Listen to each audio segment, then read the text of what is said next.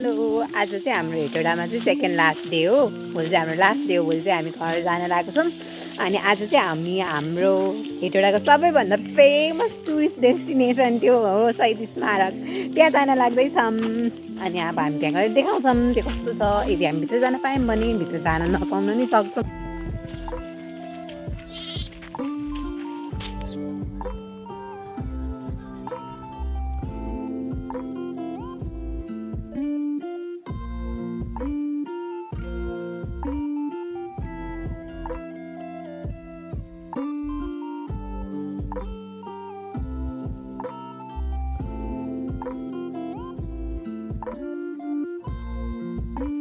स्मारकभित्र successfully छिरिसकेको छौँ।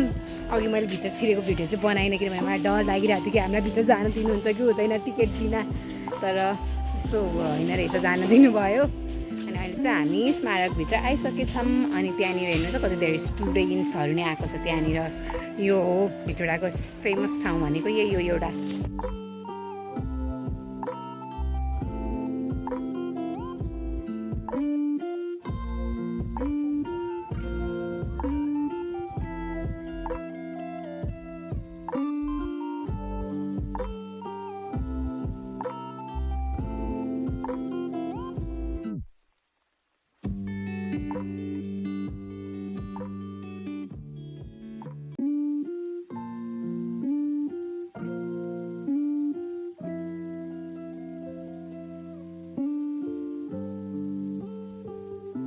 स्मारक डुल्दै हामीले एउटा सकिङ न्युज पाएको छौँ।